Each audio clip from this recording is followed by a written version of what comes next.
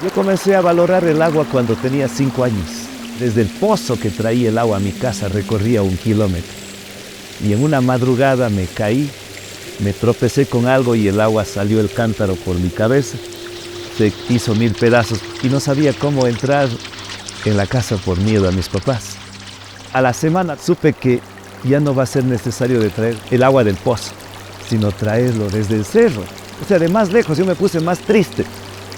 Pero no entendí que vino el agua entubada desde el cerro a 15 kilómetros. Cuando abrimos la llave y llegó el agua, fue el día más feliz de mi vida. A mí no me gustaba bañar, ese día me bañé 3 veces. Era tanta la alegría y dije, ahora sí ya no tenemos que acarrear el agua. Mágicamente salía del grifo de agua a los 5 años.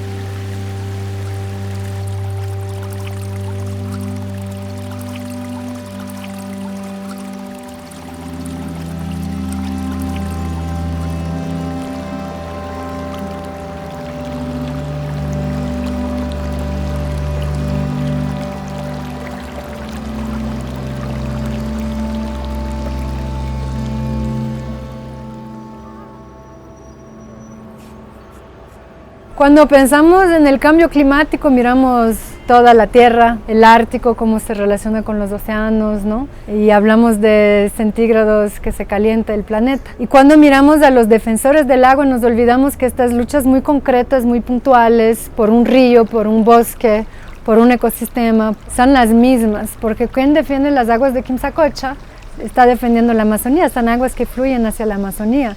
Si los Andes están contaminados de minería, de cianuro, de mercurio, de petróleo, todo eso baja a la Amazonía. Si las aguas paran de fluir, es toda la Amazonía que se seca. Y si la Amazonía se seca, son todos los ríos aéreos de América Latina que se secan. Es el sistema de agua, de lluvias y de distribución de agua en todo el continente sur que se está transformando. Entonces estas luchas que pueden parecer muy puntuales y aisladas, en realidad son parte de esta red, de este tejido que forma un ecosistema. Y América Latina es un ecosistema. Los Andes y la Amazonía son inseparables, indisociables, porque sin los Andes no hay agua en la Amazonía, el uno hace el otro.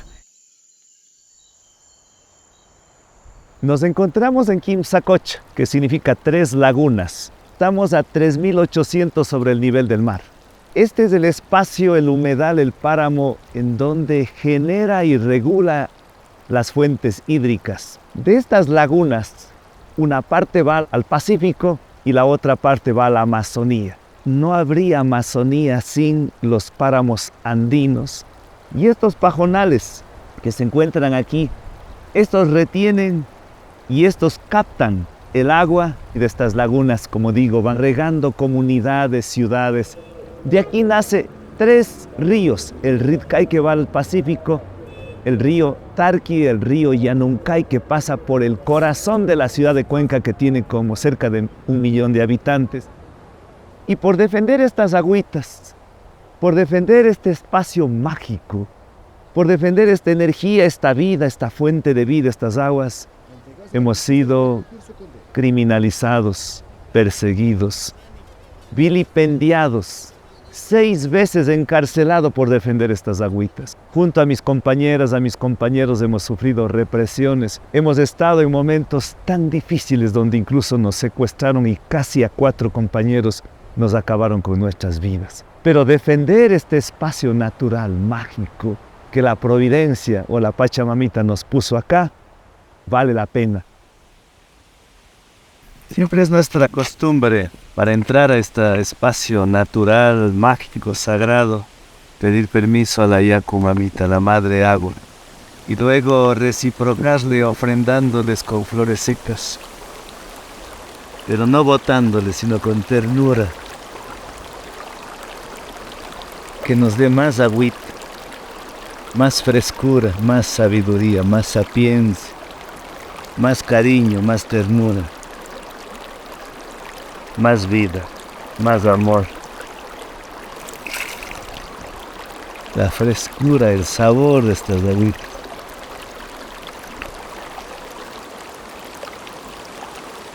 El agua de las ciudades dicen que es potable, pero está con muchos químicos. En cambio, esto no tiene químicos, esto es naturaleza en estado puro. Creo que nada iguala al pincel delicado y mágico de la naturaleza que lo hizo con una sapiencia única.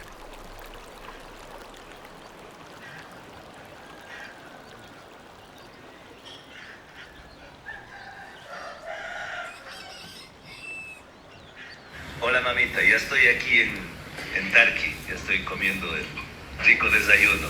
Un besito. Se da cuenta. Y para escribir, le aplasta aquí.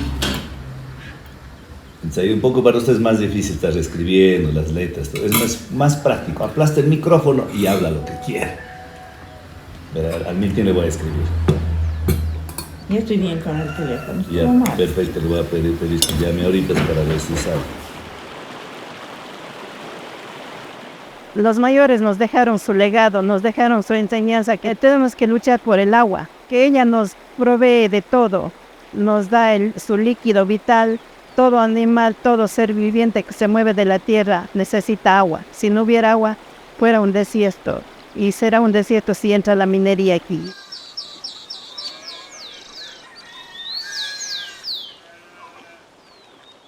Nosotros venimos sufriendo de la explotación minera por parte de los gobiernos de turno. Son 30 años que nosotros estamos en la lucha defendiendo el Quimsacoche.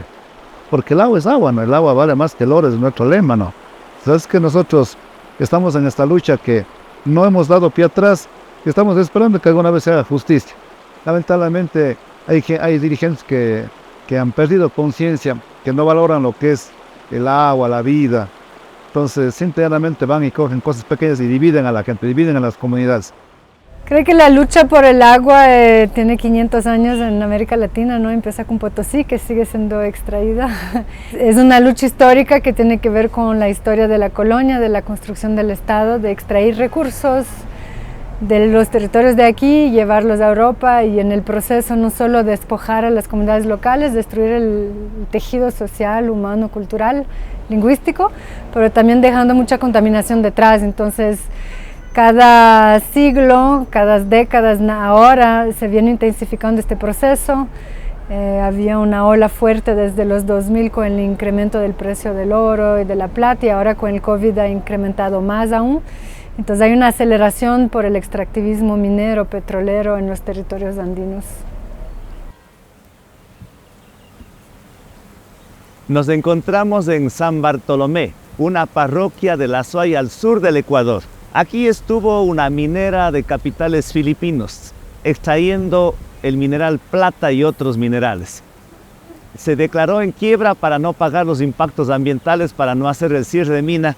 Y a pesar de que han pasado 30 años, aquí está el drenaje de ácido de mina, o sea, este lixiviado de químicos, que esto no permite tomar agua ni para los animalitos, ni para las poblaciones, ni siquiera para las hortalizas. Cuando se riegan las verduras con estas aguas, dice que se seca.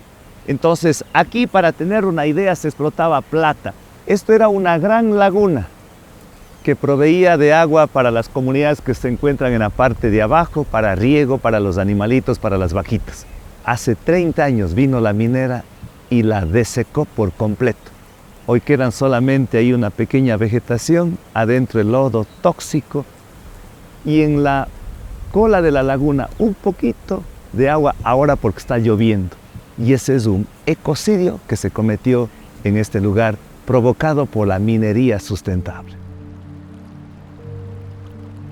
En 1998 apareció la triste noticia que vinieron los mineros. Encontramos aquí a un anfibio con gringos que estaban haciendo exploración avanzada de minería. Desde ahí comenzó la lucha, que éramos muy poquitos al inicio. Nos decían que éramos atrasapueblos, que nos oponemos al desarrollo, las fuentes de trabajo que da la minería. Fue dura la lucha, haciendo talleres, haciendo reuniones, mostrándoles videos, lo que pasaba en San Luis de Potosí en México, o en el Cerro Rico de Potosí en Bolivia, o en Jujuy en Argentina. Mis hermanos, mis hermanas empezaron a apoyar.